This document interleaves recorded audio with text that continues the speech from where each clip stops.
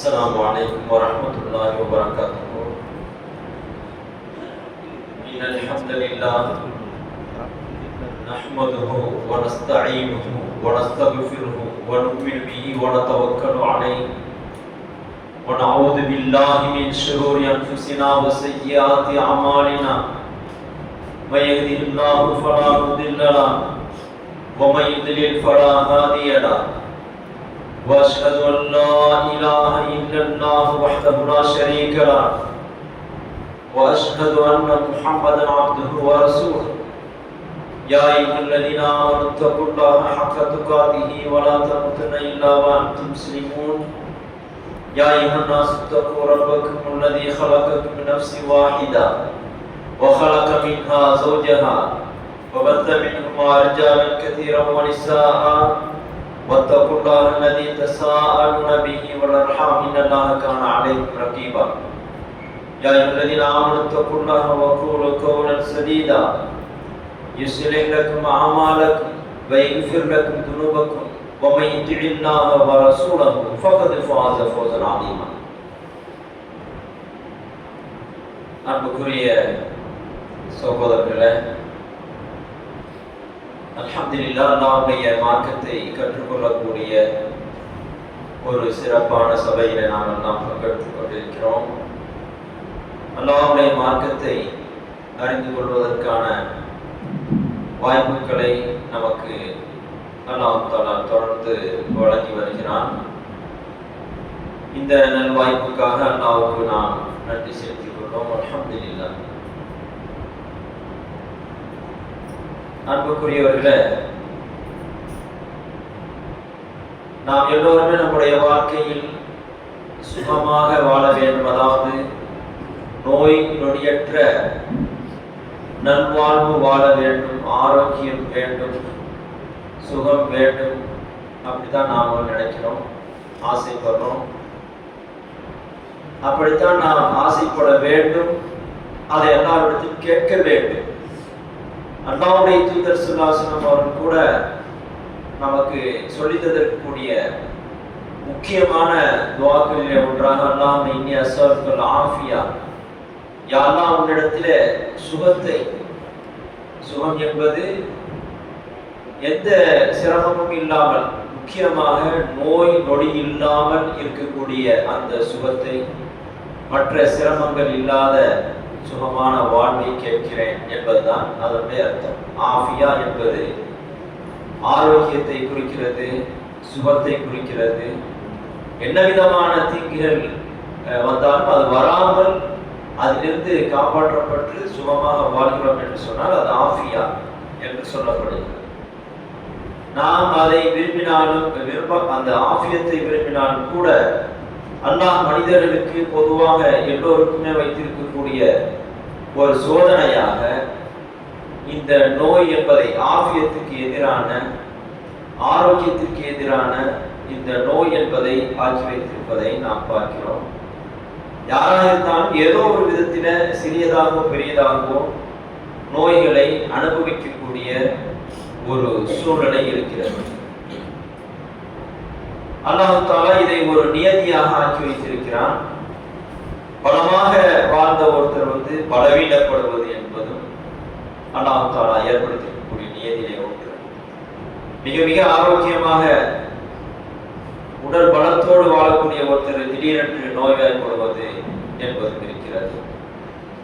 நோயிலே பலவிதமான நோய்கள் இருக்கிறது. இதையெல்லாம் அல்லாஹ் தஆலா நமக்கு ஏற்படுத்தி இருக்கிறான் என்று சொன்னால் ஒரு சோதனையாகத்தான். இந்த உலக வாழ்க்கையில நாம அல்லாஹ்வுக்கு செய்ய வேண்டிய அந்த கடமைகளை, அவனிடத்தில் அவனை திருப்தி அடையக்கூடிய காரியங்களை செய்கிறோமா என்பதை பார்ப்பதற்காக வைக்கக்கூடிய சோதனைகளில் இதுவும் ஒன்றாக இருக்கிறது. அதாவது நோய்கள் வருவது. அல்லாஹ் தஆலா இந்த உலக வாழ்க்கை என்பது சோதனை தான் என்பதை சொல்லும் பொழுது, அல்லதீ ஹலகல் மௌத்த வல் ஹயாத்த லியப்லுவக்கும் அய்யுக்கும் அஹ்ஸனு அமலா, அதாவது அல்லாஹ் மரணத்தையும் வாழ்வையும் படைத்திருக்கிறான். எதற்காக என்று சொன்னால், உங்களிலே எவர் அழகிய முறையில் செயல்படுகிறார், அழகான செயல் செய்கிறார் என்பதை சோதித்து பார்ப்பதற்காக அப்படின்னு சொல்லிட்டு அல்லாஹ் தஆலா இந்த வசனத்துல சொல்லி காட்டுகிறான். இது சூரத்துல் முல்குடைய ஆரம்ப வசனங்களில் வரக்கூடிய ஒன்று. ஆக இந்த அடிப்படையில இந்த சோதனைகள் என்று அல்லாஹ் தஆலா சொல்லும் போது அதில முக்கியமான சோதனையாக நாம் எதிர்கொள்ளக்கூடிய நோய் நொடிகள் இருக்கிறது. நமக்கு நேரடியாக நமக்கு வரக்கூடிய நோய்களாக இருக்கலாம், அல்லது நம்மை சார்ந்தவர்கள், நம்முடைய குடும்பத்தவர்கள், நமக்கு நெருக்கமானவர்களுக்கு ஏற்படக்கூடிய நோயாக இருக்கலாம். இதுவெல்லாம் அல்லாஹ் தஆலா சொல்வது போல நமக்கு சோதனையாக வைத்திருக்கிறான். அல்லாஹ் தஆலா இந்த நோயை நமக்கு கஷ்டம் தரக்கூடியதாக ஆக்கினால் கூட, நாம் இதை விரும்பாவிட்டால் கூட, அல்லாஹ் தஆலா இதன் மூலமாக சில பலன்களை ஏற்படுத்தி இருக்கிறான். சில பலன்கள் இருக்கிறது. அந்த பலன்கள் மூலமாக நமக்கு இம்மையிலும் மறுமையிலும் நன்மைகள் இருப்பதை நாம் பார்க்க முடிகிறது. இந்த நோய் வருவதன் மூலமாக நமக்கு ஏற்படக்கூடிய பலன்கள் என்ன?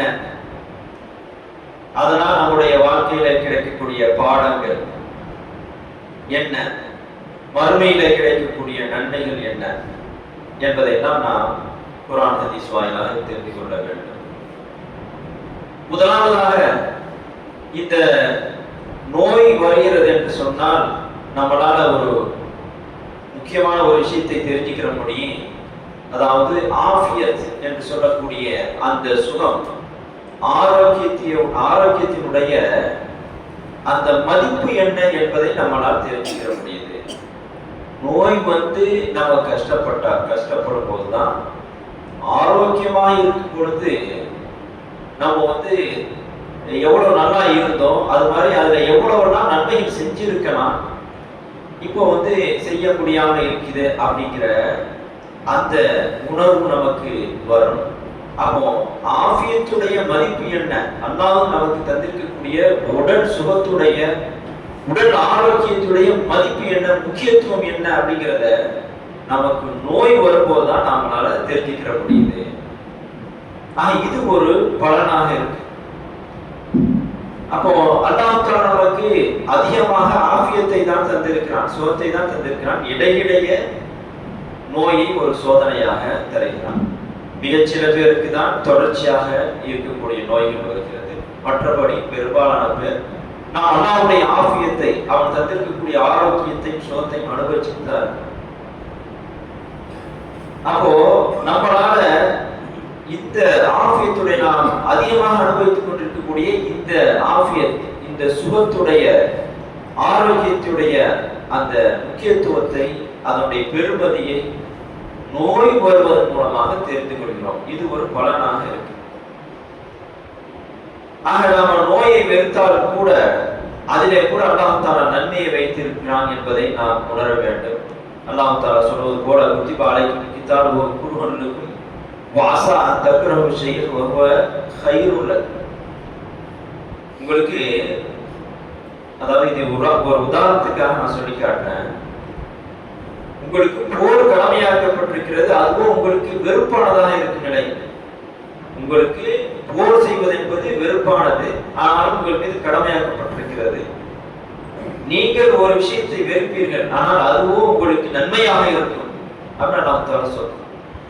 அந்த அடிப்படையில பார்க்கும்போது நோய் வருதல் என்பது நமக்கு சில பல சமயங்கள்ல ஒரு நன்மையாக இருக்குது. முதல் விஷயம் வந்து நாம வந்து ஆரோக்கியத்துடைய அந்த பெருமதிப்பை நாம தெரிஞ்சுக்கிற முடியுங்கிறது முதல் பலனாக இருக்கு. அது மாத்திரம் இல்லாம நாம இரண்டாவது பார்த்தோம் சொன்னா, இந்த நோய் மூலமாக அல்லாஹ் தஆலா நம்முடைய ஆன்மாக்களை பண்படுத்துறான். ஆன்மாக்களை பண்படுத்துறதுக்கான ஒரு வாய்ப்பாக இந்த நோய் இருக்குது. ஏன்னா நோய்வாய்ப்பட்டு நாம செயல்பட முடியாம இருக்கும் பொழுது நாம நம்முடைய பலவீனத்தை உணர்கிறோம். நாம் வந்து அல்லாஹ்ட்ட நம்முடைய கோரிக்கைகளை வைக்கிறோம். அல்லாஹ்வை பற்றிய அதிகமான நினைப்பு ஏற்படுகிறது. இப்படி அல்லாஹ் தஆலா மனம் பண்படுவதற்கான, அது மாதிரி நாம செஞ்ச குற்றங்கள் மன்னிக்கப்படுவதற்கான ஒரு வாய்ப்பாகவும் இந்த நோய் இருக்குது. ஒமா அஸாபக்கும் மின் முஸீபத்தின் ஃபபிமா கஸபத் ஐதீக்கும் வயஃபு அன் கதீர். அல்லாஹ் தஆலா சொல்லக்கூடிய இந்த வசனத்தை சொல்லக்கூடிய செய்தி என்று சொன்னா, உங்களுக்கு ஏற்படக்கூடிய சோதனை என்பது ஃபபிமா கஸபத் ஐதீக்கும், நீங்கள் சம்பாதித்துக் கொண்ட ஒன்றின் காரணமாகவே உங்களுக்கு ஏற்படக்கூடிய சோதனை எல்லாம் ஏற்படுகிறது. அதிகமான தவறுகளை அல்லாஹ் தஆலா மன்னிக்கவும் செய்கிறான் என்று அல்லாஹ் தஆலா சொல்றான். அப்போ நமக்கு சோதனையை அல்லாஹ் தஆலா தர்றான்னு சொன்னா, நாமளே செஞ்ச சில தவறுகள் காரணமாக இருக்கலாம். அதுபோல இப்படி சோதனை தருவது மூலம், சோதனைகள்ல முக்கியமான சோதனையாக நோய் இருக்கு. அப்போ இந்த நோய் என்ற சோதனை வருகிறது என்று சொன்னால், அதன் மூலமாக இப்படி ஒரு சோதனையை கொடுத்ததனால், சில கஷ்டங்களை கொடுத்ததனால் அல்லாஹ் தஆலா அவங்களுடைய குற்றக்குறைகளை பலவற்றை மன்னிக்கவும் செய்கிறான் அப்படிங்கிற கருத்துல தான் அல்லாஹ் தஆலா இந்த வசனத்தை சொல்கிறான். வமா அஸாபக்கும் மின் முஸீபத்தின் ஃபபிமா கஸபத் ஐதீக்கும் வயஃபு அன் கதீர். இது 42வது சூராவுல 30வது ஆயத்தாக இருக்கக்கூடிய வசனம். உங்களுக்கு எந்த விதமான சோதனை ஏற்பட்டாலும் அதை நீங்களாக சம்பாதித்துக் கொண்டது, அல்லாஹ் தஆலா நீங்களாக சம்பாதித்துக் கொண்ட தீங்குகளுக்கு அல்லாஹ் தஆலா அதனுடைய பிரதிபலனாக உங்களுக்கு சோதனை கொடுக்கிறான். பல தவறுகளை அல்லாஹ் தஆலா உங்களுக்கு மன்னிக்கிறான் என்று சொல்கிறான். அப்படி என்றால் இந்த நோய் என்கிற இந்த சோதனை அனுபவிக்கும் போது அல்லாஹ் தஆலா இதை ஒரு சோதனையாகவும், இதன் மூலமாக அல்லாஹ் தஆலா குற்றக்குறைகளை மன்னிப்பதாக சொல்கிறான். அந்த அடிப்படையில் நாம பார்த்தோம் சொன்னா, நமக்கு நோய் வந்துருச்சுன்னு சொன்னா நாம ஏன் எனக்கு இப்படிலாம் வருது அப்படின்னு சொல்லிட்டு சடைத்து கொள்ளக்கூடாது. அல்லாஹ் தஆலா ஏற்படுத்தியிருக்கக்கூடிய அவன் ஏற்படுத்தியிருக்கக்கூடிய நியதி மனிதர்கள் விஷயத்துல ஆரோக்கியமாக நிறைய நாட்கள் ஆரோக்கியமாக இருப்பது, சில சமயம் நோய் வருவது, எந்த விதமான நோய் வேண்டுமானால் வரலாம். அல்லாஹ் தஆலா காப்பாற்ற வேண்டும், எல்லாருக்கும் ஆஃபியத்தை தர வேண்டும்.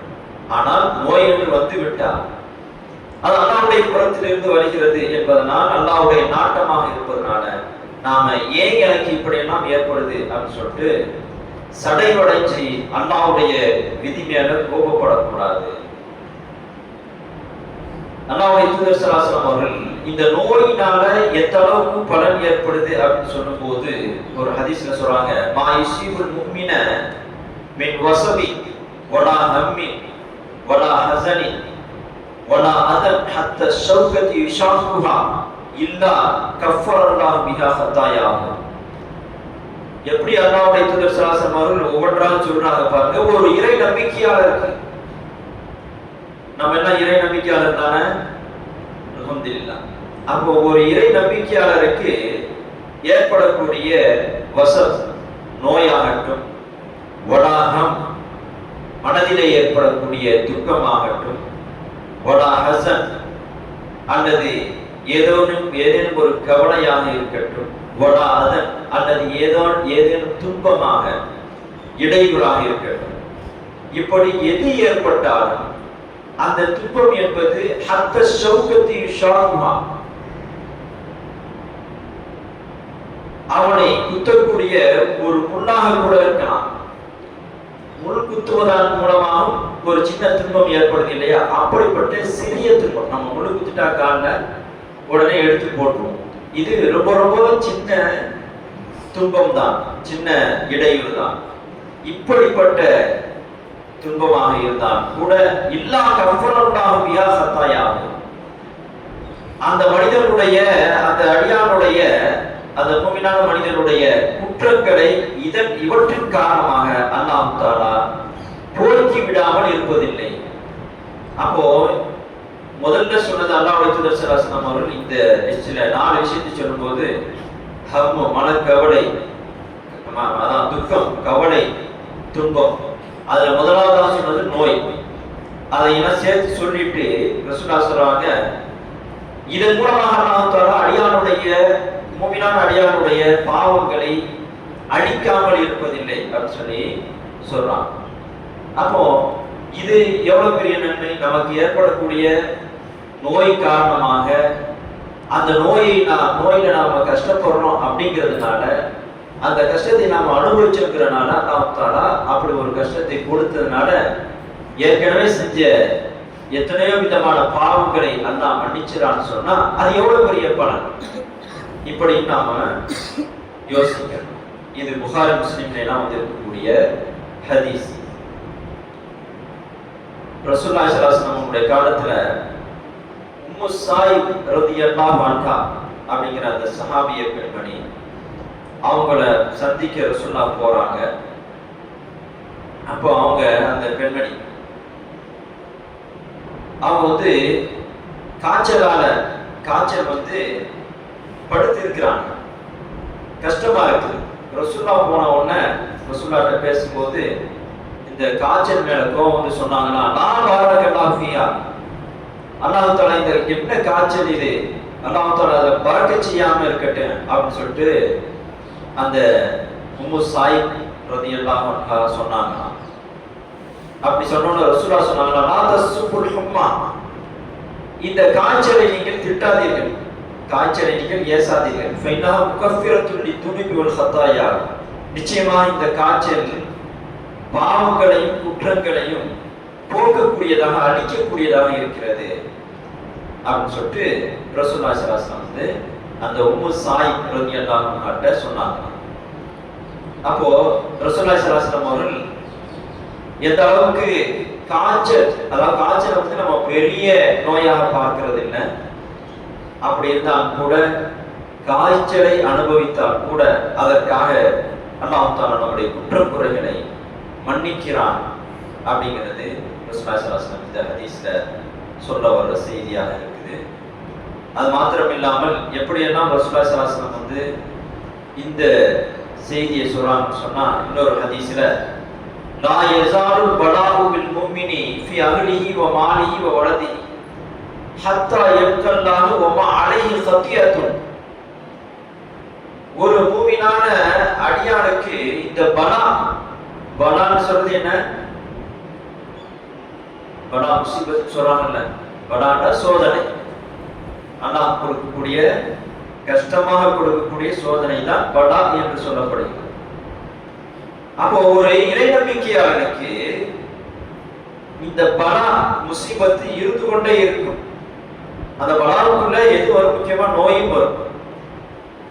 எதுல எல்லாம் இருக்கும்? ஃபி அஹ்லி, அவனுடைய குடும்பத்தில, வ மாலிஹி, அவனுடைய செல்வத்தில, வ வலதிஹி, அவனுடைய பிள்ளைகளில, இவங்களுக்கெல்லாம் ஏதோ ஒரு சோதனையை கஷ்டத்தை கொடுக்குவான், அதுல நோய் படகும். இப்படி இவங்கெல்லாம் கஷ்டப்படுறது மூலமாக அல்லாஹ் தஆலா மூமினான ஒரு அடியானுக்கு அல்லாஹ் தஆலா சோதனை கொடுத்து கொண்டே இருப்பான். ஹத்தா யல்கல்லாஹு வ மா அலைஹி கத்தியத்துன், எந்த அளவுக்கு ஆயிடுச்சு சொன்னா அந்த சோதனைகள் அதிகமாக கொடுக்கப்பட்டதன் காரணமாக அல்லாஹ் தஆலாவை சந்திக்கிற நேரத்தில் இந்த அடியான் அவன் மீது எந்த ஒரு குற்றமும் இல்லாமல் அல்லாஹ்வை போய் சந்திப்பான் என்று ரசூலுல்லாஹி ஸல்லல்லாஹு அலைஹி வஸல்லம் சொன்னாங்க.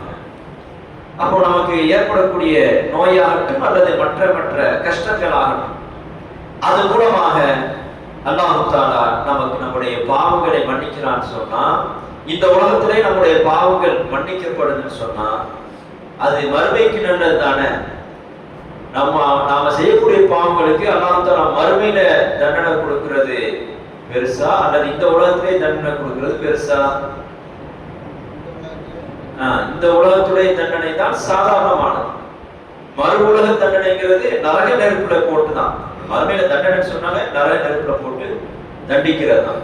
அப்போ அந்த நரக நெருப்புல போட்டு தண்டிக்கப்படுறதை விட இந்த உலகத்துல ஏற்படக்கூடிய தண்டனை, அது அவன் கொடுக்கக்கூடிய கஷ்டம் என்பது பெரிய விஷயம் அல்ல.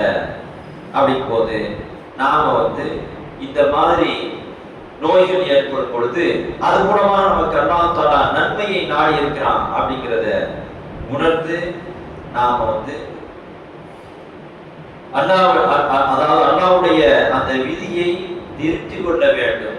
அல்லாஹ்வுடைய அந்த விதி மேல நாம திருத்தி கொண்டு அல்லாஹ்வுக்கு நன்றி செலுத்திக் கொண்டு, அதாவது கஷ்டங்கள் வரும்போது கூட அல்லாஹ்வுக்கு நன்றி செலுத்துகிற அந்த தன்மையோட இருக்கணும் நாம. அது மாதிரி இந்த நோயினால் ஏற்படக்கூடிய பலன் அப்படின்னு நம்ம பார்க்கும்போது இன்னொரு பலனாக இருக்கிறது. நோய் வரும்போது கஷ்டப்படுறோம். ஆமா, அந்த நோய் போன பின்னாடி இந்த சுகத்தினால் கிடைக்கக்கூடிய அந்த இன்பத்தை, சந்தோஷத்தை நாம் அனுபவிக்கிறோம். இதுவும் ஒரு பலனாக இருக்குது. அப்போ நோயுடைய கஷ்டத்தை பத்தி புரியுது. அப்போ நோய் போயிடுச்சுன்னு சொன்னா அல்லாஹ் தஆலா நமக்கு இன்பத்தையும் சந்தோஷத்தையும் அனுபவிப்பதற்கான ஒரு வாய்ப்பை தருவான். இதை நாம தெரிஞ்சுக்கிற முடியுது.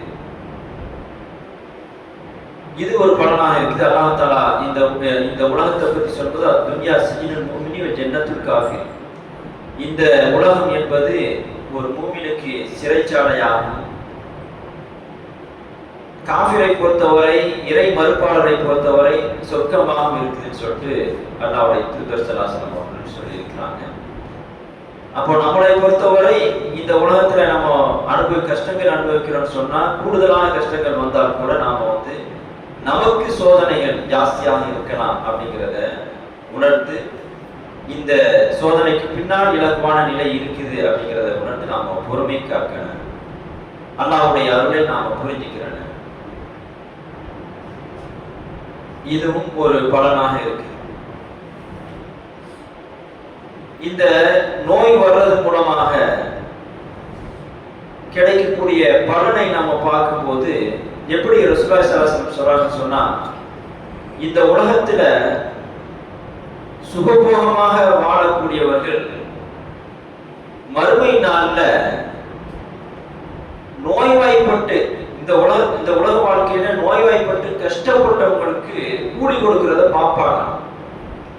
இந்த உலகத்துல நோய் நொடி இல்லாமல் ஆபியத்தோட சுகபோகமாக வாழ்ந்தவங்க மறுமையில நோய்வாய்ப்பட்டு அதிகமான கஷ்டங்கள் பட்டவங்களை பார்ப்பாங்கன்னா அவங்களுக்கு அதிகமான கூலிகள் கொடுக்கப்படும், அதிகமான நற்கூலி கொடுக்கப்படும். சொர்க்க வாழ்வும் அதில கூடுதலான தரஜாக்கள் கொடுக்கப்படும்.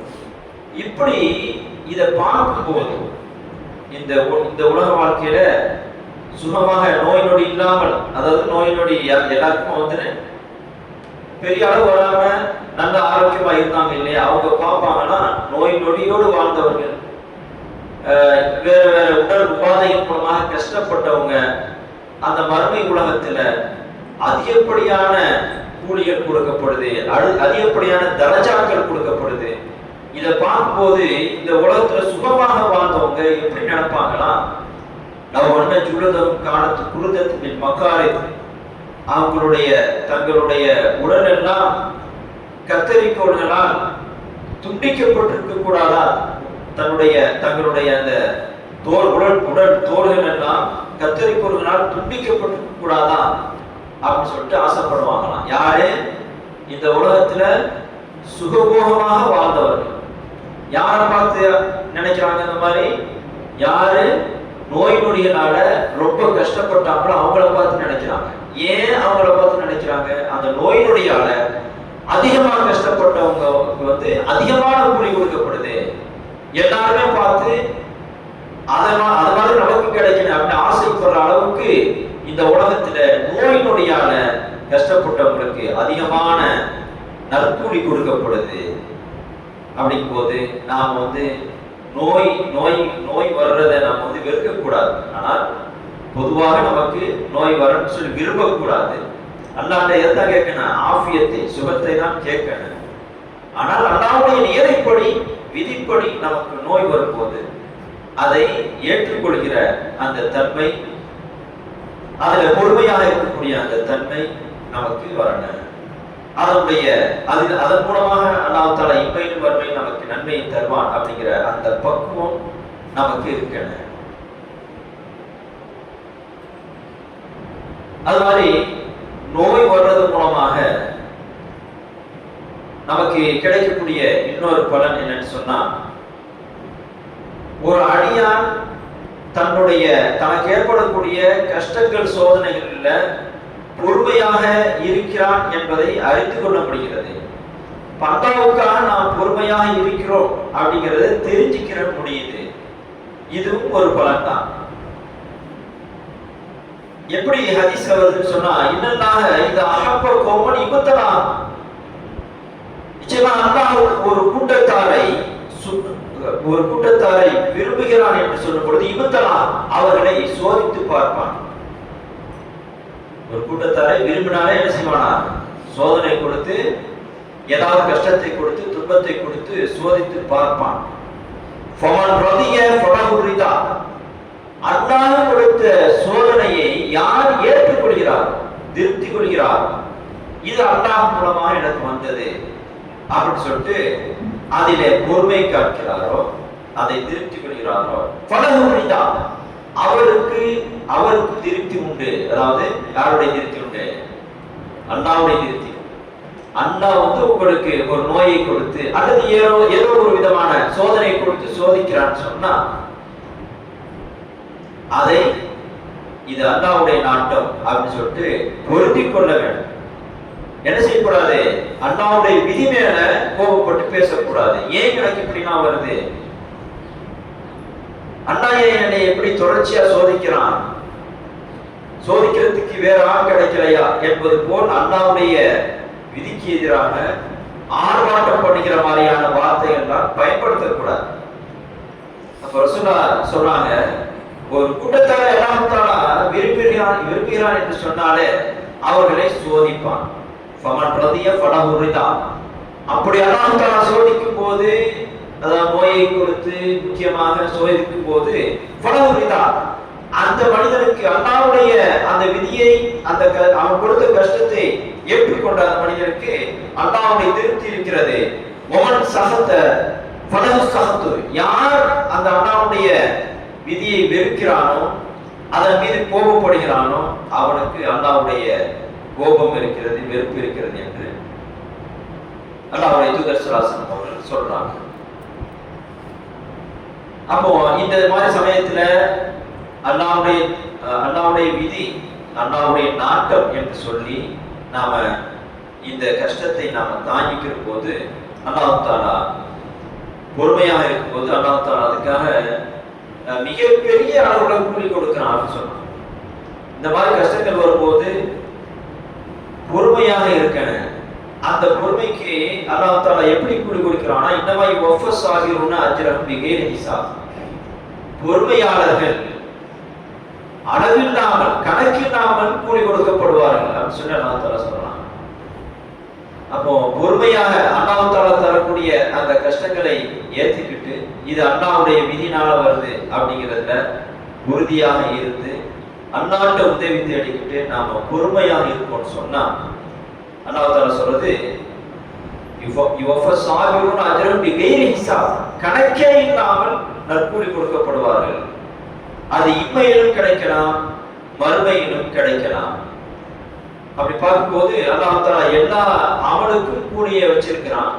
ஆனா இந்த சபூர் என்கிற இந்த பொறுமைக்கு மாத்திரம் கணக்கில்லாத கூலியை வச்சிருக்கிறதாக அல்லாஹ் தஆலா இந்த இடத்துல, இந்த வசனத்துல சொல்லி காட்டுறதை நம்ம பார்க்கிறோம். ஆக இந்த மாதிரியான நோய் நொடி மாதிரியான கஷ்டங்கள் வரும்போது நாம பொறுமையை கையாளணும். அப்படி பொறுமையை கையாளும் போது அது நமக்கு நன்மையாக அமைந்து, அந்த நன்மை எந்த அளவுக்கு இருக்குன்னு சொன்னா கணக்கில்லாமல் இருக்கும் அப்படிங்கிறது தான் அல்லாஹ் தஆலா சொல்லக்கூடிய செய்தி. அது மாதிரி இந்த நோய் நொடி மூலமாக அல்லாஹ் தஆலா நமக்கு விருப்பமான ஒருவரை அல்லாஹ் தஆலா அவனிடத்திலே அழைத்து கொண்டான் என்று சொன்னால், மரணத்தை ஏற்படுத்துவான் என்று சொன்னால், குறிப்பாக நம்முடைய பிள்ளைகள், சிறு பிள்ளைகள் இறந்து போகுது என்று சொன்னால் அல்லாஹ் தஆலா அப்படி நாம் காப்பாற்றட்டும். ஒருவேளை அப்படி அல்லாஹ்வுடைய விதிப்படி ஒருவருக்கு நடக்குதுன்னு சொன்னா, அதுல அந்த அடியார் பொறுமையாக இருந்தா எந்த அளவுக்கு அல்லாஹ் தஆலா கூலி கொடுக்கிறான் என்பதும் ஹதீஸ்கள்ல நமக்கு சொல்லப்பட்டிருக்கு. ஒரு ஹதீஸ்ல ரசூலுல்லாஹி ஸல்லல்லாஹு அலைஹி வஸல்லம் சொல்றாங்க பாருங்க, ஒரு அடியாருடைய பிள்ளை இறந்து போகும்போது அல்லாஹ் தஆலா மலக்குமார்களை பார்த்து சொல்றானா, கேட்கிறானா, கவல்து இப்ன அப்தி, என்னுடைய அடியானுடைய பிள்ளையுடைய உயிரை நீங்கள் கைப்பற்றி விட்டீர்களா அப்படின்னு மலாய்க்கத்துமார்களை பார்த்து கேட்கிறான். காரணா மலாய்க்கத்துமார்கள்னா, ஆமா, உன்னுடைய அடியாருடைய பிள்ளையை நாங்கள் கைப்பற்றி கொண்டோம் அப்படின்னு சொல்றாங்க. அப்ப அல்லாஹ் தஆலா கேட்கிறான், அப்ப மாதாயக்குள், அப்ப என்னுடைய அடியான் அப்போது என்ன சொன்னான், என்னுடைய அடியான் அப்போது என்ன சொன்னான் அப்படின்னு சொல்லி எல்லாம் கேட்கிறான். அல்லாஹ்வுக்கு தெரியும், இருந்தாலும் தன்னுடைய அடியார்களோட உரையாடி செய்திகளை பதிவு செய்யறதுக்காக அல்லாஹ் தஆலா இப்படி கேள்வி கேட்கிறான்.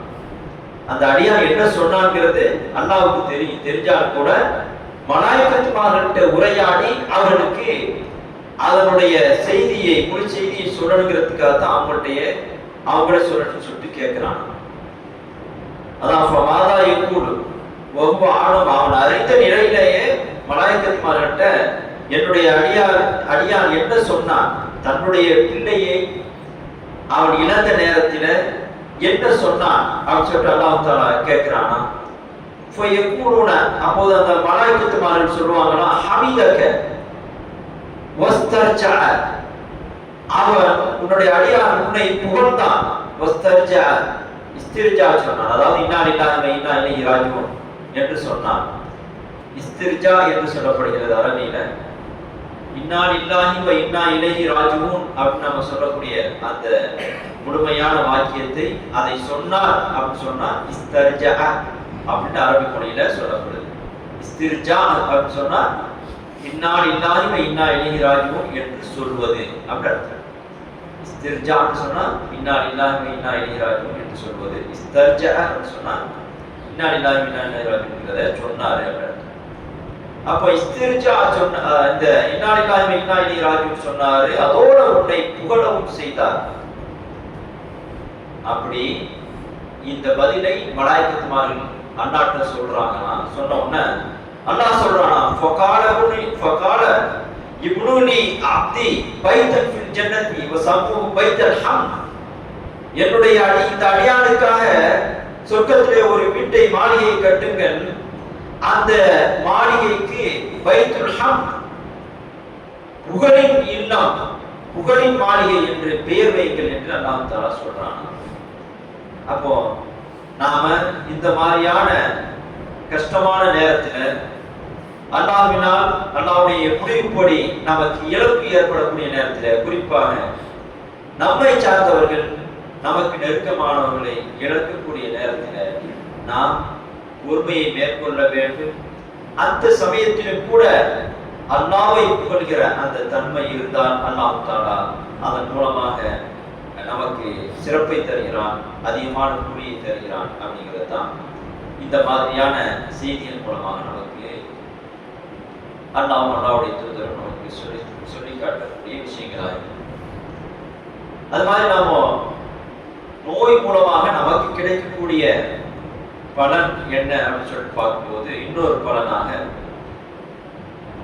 பார்க்கும்போது, இந்த நோய் நாம அல்லாஹ்ட்ட மன்றாடுறதுக்கும் அல்லாஹ்விடத்துல தஞ்சமடைகிறதுக்கும் அவன்கிட்ட துஆ செய்யறதுக்கும் ஒரு வாய்ப்பை ஏற்படுத்தி தருது. அல்லாஹ்வுக்கு முன்னிலையில நாம நம்முடைய பலவீனத்தை வெளிப்படுத்தி அவனிடத்துல மன்றாடுறதுக்கு, நீதான் எனக்கு உதவி செய்யணும் அப்படின்னு சொல்லிட்டு அவனையே நினைச்சுக்கிட்டு இருக்கிற மாதிரியான ஒரு சூழலுக்கு நோய் நம்மை ஆளாக்குது. நம்ம பார்த்தா தெரியும், ஒரு சாதாரணமாக வரக்கூடிய காய்ச்சல் அது தொடர்ந்துச்சுன்னு சொன்னா, ஒரு நாள் 2 நாள்ல போயிடுச்சுன்னு சொன்னா அது சாதாரணமா இருக்கும். ஆனா அதுவே அந்த காய்ச்சலே நாள் கணக்குல தொடருது அப்படின்னு சொன்னா, ஒரு வாரம் ஆகுது, நாளோட எண்ணிக்கை கூடுதுன்னு சொன்னா பயம் வந்துடும். இதனால என்ன ஆக போகுதோ, இதுவே நம்முடைய மரணத்துக்கு காரணமாக இருக்குமா அப்படிங்கிற அந்த பயம்லாம் வந்துடும். அப்ப என்ன சூழ்நிலை ஏற்படுது, அல்லாஹ்ட்ட நாம உருகி கேட்கக்கூடிய ஒரு சூழ்நிலை ஏற்படுது. அல்லாதான் நமக்கு வழி, வேற வழி இல்லை அப்படின்னு சொல்லிட்டு அல்லாட்ட தஞ்சமடையக்கூடிய அந்த நெருக்கடியை இந்த நோய் ஏற்படுது. நல்ல சுகத்தோட நல்ல ஆரோக்கியத்தோட இருக்கும்போது அல்லாஹ்வை பற்றிய நினைவு சரியா வர்றது இல்லை, அல்லாட்ட துஆ செய்ய தோன்றது இல்லை. ஆனா இப்படி நோய் வரும்போது அல்லாஹ்வை பற்றி நினைவு அதிகமா வருது, அல்லாட்டையே நிறைய கேட்கக்கூடிய ஒரு சூழ்நிலை ஏற்படுது. அப்போ இப்படி ஒரு வாய்ப்பை ஏற்படுத்தி தரக்கூடியதாக நோய் இருக்குதுங்கிறது ஒரு கூடுதல் பலனாக இருக்கு. ஆக கஷ்டங்கள் வரும் பொழுது, குறிப்பாக இந்த மாதிரி நோய் மாதிரியான கஷ்டங்கள் வரும் பொழுது அல்லாஹ்வை அதிகமாக நினைக்கக்கூடிய வாய்ப்பும் அவனையே சார்ந்திருக்கக்கூடிய ஒரு நிலை ஏற்படுது. இது ஒரு கூடுதல் பலன் தானே அவருக்கு. அல்லாஹ் தஆலா சொல்றான், இந்த மாதிரியான சோதனைகள் கொடுக்கிறது கூட அவங்க மனிதர்கள் அவங்க அல்லாஹ்ட்ட பணிச்சு வரணும். அல்லாஹ் தஆலா முன்னால் வாழ்ந்த, அதாவது அடாவடித்தனமாக வாழ்ந்த, அல்லாஹ்வுக்கு மாறு செஞ்சு வாழ்ந்த மக்களுக்கு கஷ்டத்தை கொடுத்ததை பத்தி சொல்றான். அதுக்கான காரணத்தை சொல்லும்போது அவங்க பணிச்சு வரணும் அல்லாஹ்ட்ட அப்படிங்கிறதுக்காக தான் கொடுத்தான் அப்படின்னு சொல்றான். உலகத்து அரசன் ஆயிலா உம்மமின் மின் கபலிக்க, உமக்கு முன்னால் வாழ்ந்த பல சமுதாயத்தவருக்கும் நாம் தூதர்களை அனுப்பினோம். அப்படி தூதர்களை அனுப்பும் போது அவங்க மாறு செஞ்சாங்க, அந்த தூதர்களை பின்பற்றல. அப்போ அப்போது அந்த கூட்டத்தினரை நாம் பாசா பலவிதமான கஷ்டங்களை கொண்டும் இடையூறுகளை கொண்டும் துன்பங்களை கொண்டும் அவர்களை நாம் பிடித்தோம், அவர்களை நாம் தண்டித்தோம். அல்லாஹ் தஆலா சொல்றான், பலவிதமான கஷ்டங்கள், பலவிதமான துன்பங்கள் அவற்றை கொடுத்து அவர்களை நாம் தண்டித்தோம். எதற்காக என்று சொன்னால் அல்லாஹ்வுக்கு ததர்ரும், அவர்கள் படித்து வருவார்கள் என்பதற்காக. அப்போ நாம முழுமையாக எப்போதுமே சுகத்தோடையும் ஆரோக்கியத்தோடையும் இருந்தோம் சொன்னா, எந்த நோய் நொடி வராமல், எந்த பலவீனம் வராமல் நாம சுகத்தோட இருக்கணும்னு சொன்னா என்ன ஆயிடுச்சு சொன்னா, அல்லாஹ்வை மறக்கக்கூடிய ஒரு சூழ்நிலை ஏற்படும், அல்லாஹ்விட்ட தூரமாகக்கூடிய ஒரு சூழ்நிலை ஏற்படும். அது இல்லாமல் இருப்பதற்காக அல்லாஹ்ட்ட பணிஞ்சு போறதுக்கும், அல்லாஹ்வுக்கு முன்னிலையில நாம நம்முடைய பலவீனத்தை ஒத்துக்கொண்டு அவரிடத்தில் உதவி தருவதற்கு ஒரு காரணமாக இந்த நோய் இருக்குதுங்கும் போது இதன் மூலமாக நமக்கு பலன் இருப்பதை நம்மளால புரிஞ்சுக்கிற முடியுது. அப்போ கஷ்டங்கள் வரும்போதுதான் மனுஷன் அல்லாஹ்ட்ட அதிகமாக தஞ்சம் அடையக்கூடிய ஒரு சூழ்நிலை வருது. இப்படி தைமியா ரஹ்மத்துல்லாஹ் சொன்னாங்க அப்படின்னு சொல்லிட்டு ஒரு கூற்று இருக்குது. முசீபத்து துக்குபீலு பிஹா அலல்லாஹி கைருலக மின் நிஅமத்தின் தும்சிக திக்ரல்லாஹ். இப்னு தைமியா ரஹ்மத்துல்லாஹ் இந்த ஒரு பொன்மொழி மாதிரி சொல்றாங்க, ஒரு நல்ல கருத்து. என்னன்னு சொன்னா, நீ உனக்கு ஏற்படக்கூடிய ஒரு சோதனை மூலமாக அல்லாஹ்வை முன்னோக்கி செல்கிறாய் என்று சொன்னால் அந்த சோதனை உனக்கு சிறப்பானது. எதை விட சிறப்பானதுன்னு சொன்னா, நிகழ்வத்தின் துசிக்க நிற்கிறார். அல்லாஹ் உனக்கு அருட்கொடையை கொடுக்கிறான். அந்த அருட்கொடை மூலமாக நீ அல்லாஹ்வை மறந்து விடுகிறாய். அல்லாஹ்வுடைய அருட்கொடை அனுபவிக்கும் போது மனசு அப்படித்தானே இருக்காங்க, நிறைய மனிதர்கள் அப்படித்தானே இருக்காங்க. அல்லாஹ்வுடைய அருளை நிறைய அனுபவிக்கிறாங்க. அப்படி அனுபவிக்கும் போது சுகபோகத்துல எதை மறந்துறாங்க? அல்லாஹ்வை மறந்துறாங்க. அப்போ உனக்கு ஒரு அருட்கொடையை கொடுத்து அந்த அருட்கொடை அல்லாஹ்வை மறப்பதற்கு காரணமாக இருக்குது என்று சொன்னால், அதை விட அல்லாஹ் தஆலா உனக்கு துன்பத்தை கொடுக்கிறான். அந்த துன்பத்தை கொடுப்பதன் மூலமாக நீ அல்லாஹ்வை நினைச்சு பார்த்து அல்லாஹ்வை முன்னோக்கி செல்கிறாய் என்று சொன்னால் இதுதான் உனக்கு சிறப்பு அப்படின்ட்டு. துன்பம் வருதுன்னு சொன்னா அது நன்மையாக இருக்கிறது அப்படிங்கிறத புரியணும். முக்கியமாக நோய் என்பது இந்த துன்பங்கள்ல முக்கியமானதாக இருக்குது. அப்போ அந்த அடிப்படையில இப்படி ஒரு பலன் இருப்பதை நாம தெரிஞ்சுக்கிறோம். அது மாதிரி நாம பார்த்தோம் சொன்னா, நோய் மூலமாக நமக்கு கிடைக்கக்கூடிய பலன்கள் பார்க்கும்போது அடியார்களாகிய நம்ம கிட்ட நாம தெரிஞ்சோ தெரியாமலோ நம்ம கிட்ட இருக்கக்கூடிய சிறப்பு தன்மைகளை நினைச்சு நம்ம கிட்ட உள்ளுக்குள்ள சில பெருமைகள் இருக்கலாம். உள்ளுக்குள்ள நம்மளை பத்திய ஒரு கூடுதலான, அதாவது ஒரு தற்பெருமைன்னு சொல்றாங்கல்ல, அந்த மாதிரியான விஷயங்கள் நாங்களே உணராமல் இருக்கலாம். ஆனா இந்த மாதிரி சோதனைகள், நோய் போன்ற சோதனைகள் வரும்போது நம்முடைய பலவீனத்தை உணர்ந்து நாம அல்லாஹ்க்கு பணிஞ்சு போகிற அந்த தன்மை நம்ம கிட்ட வந்துற பணிவு ஏற்படுற இது ஒரு பலனாக இருக்கு. இப்போ நோய் வர்றதன் மூலமாக பெருமை, தற்பெருமை, ஆணவம் இதெல்லாம் இல்லாம போறதுக்கான ஒரு வாய்ப்பாக இருக்குது. நமக்கு அதாவது நாம யாராக இருந்தாலும் அல்லாஹ் தஆலா முழுமையான ஆரோக்கியத்தை தொடர்ச்சியாக கொடுக்கிறான்னு சொன்னா, முழுமையான ஆரோக்கியம், சுகம் தொடர்ச்சியாக இருக்குதுன்னு சொன்னா, உலக இன்பங்களை எல்லாம் எல்லாத்தையுமே நல்ல முறையாக அனுபவிச்சுட்டு இருக்கிறோம், எந்த சிரமமுமே இல்லைன்னு சொன்னா என்ன நடக்கும்? நாமளே அல்லாஹ் வரட்டு நாம பலவிதமான தப்புகளை செய்ய ஆரம்பிப்போம், பக்குவம் இல்லாம போகும். அப்போ அதுல இருந்து மனுஷனை அந்த மாதிரி நிலைக்கு போயிடாம தடுக்கக்கூடிய ஒன்றாகும் இந்த நோய் இருக்குது. அப்போ நோயின்னு வரும்போது மனுஷன் எப்படிப்பட்ட மனுஷனாக இருந்தாலும் அவன் தன்னுடைய பலவீனத்தை உணர்றான். அது மூலமாக அவன் ஒரு பலவீனன், அல்லாஹ்வுக்கு முன்னாடி பலவீனன், அப்ப அல்லாஹ்வைத்தான் சார்ந்து இருக்கணும் அப்படிங்கிற அந்த உணர்வை பெற்றுக் கொள்றான். மனுஷனை பொறுத்தவரை பலவிதமான நெருக்கடிகளை அனுபவிக்கிறான். பசி அப்படிங்கிற கஷ்டம் வருது, அது மாதிரி நோய்ங்கிற கஷ்டம் வருது, மரணம் என்கிற கஷ்டம் வருது. இதையெல்லாம் நாம் அனுபவிக்க வேண்டியது இருக்கிறது அப்படிங்கிறத உணர்ந்து அடியான் அவனுடைய பெருமை, அந்த ஆணவத்திலிருந்து தன்னை பக்குவப்படுத்திக்கிறதுக்கான ஒரு வாய்ப்பாகவும் இந்த நோய் இருக்குதுங்கிறத நாம தெரிஞ்சுக்கிறோம். அது மாதிரி அடியான் தன்னுடைய இன்னொரு பலன் சொல்லி பார்த்தோம் சொன்னா,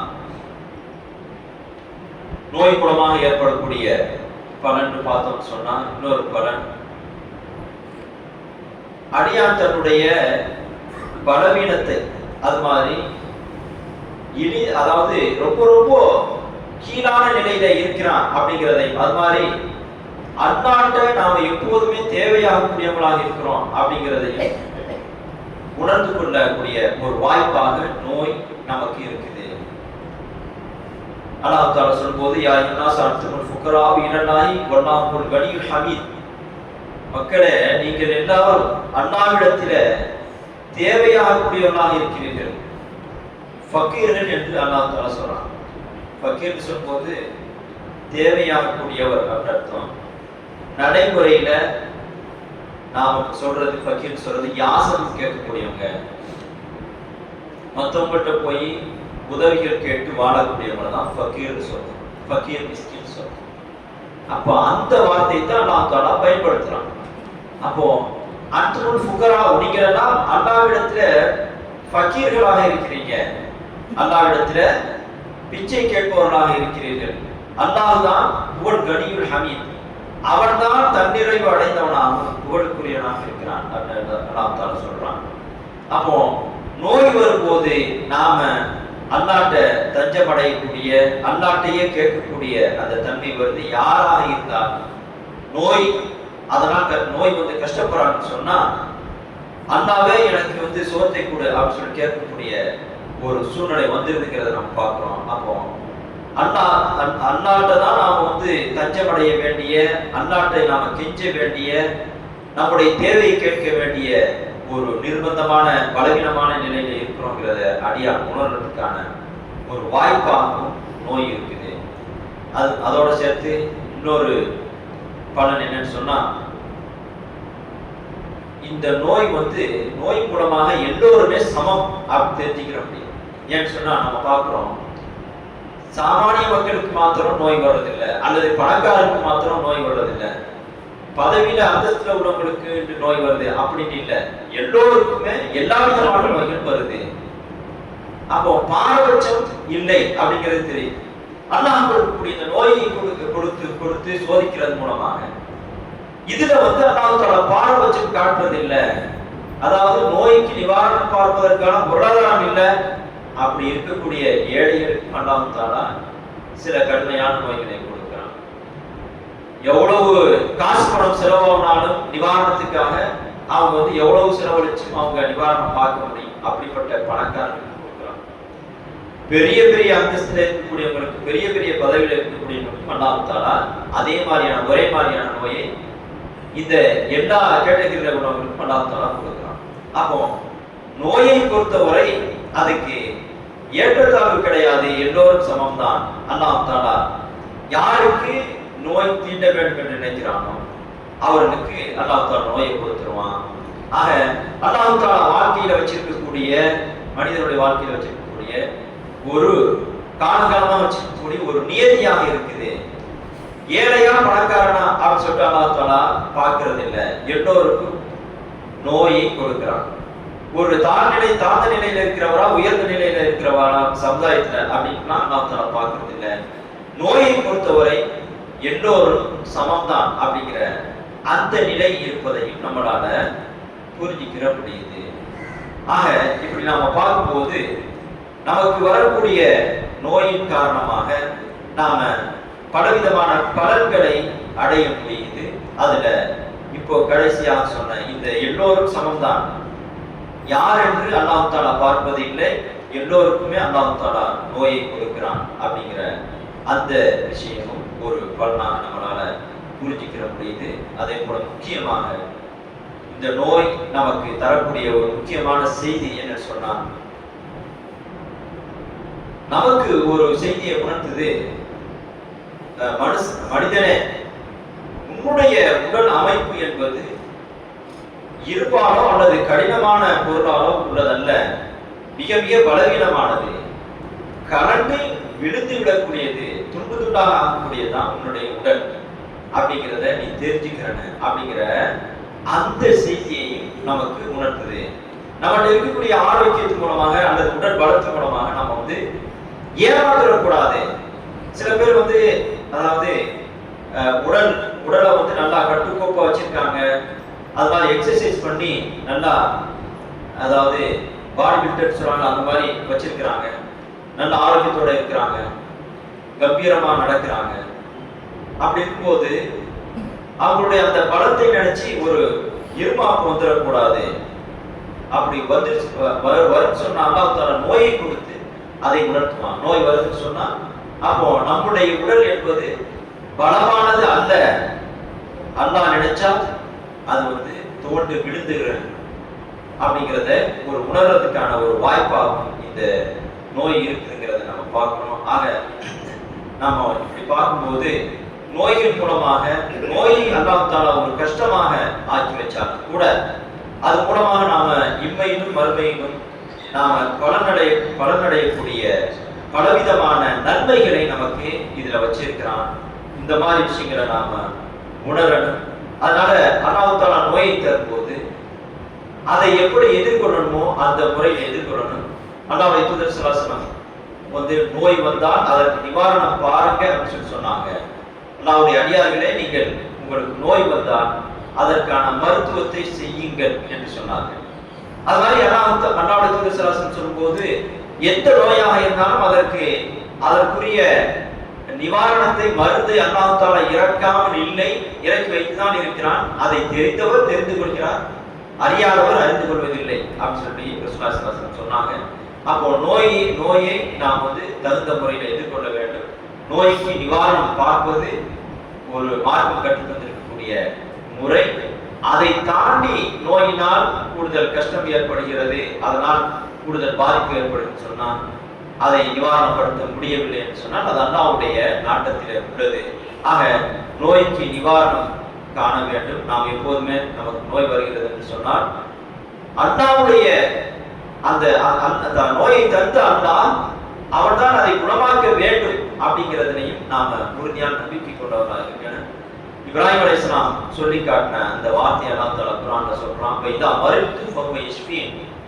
நான் நோய்வாய்ப்பட்டு விட்டால் அவனே எனக்கு நிவாரணத்தை தருகிறான் என்று இப்ராஹிம் அலைஹிஸ்ஸலாம் சொன்னதை நமக்கு அல்லாஹ் தஆலா சொல்லி காட்டுறான். அல்லாஹ் மேல உள்ள நம்பிக்கையில அவங்க பேசின விஷயங்களை சொல்லும் போது இதையும் அவர்கள் சொன்னதாக அல்லாஹ் தஆலா சொல்லி காட்டுறான்.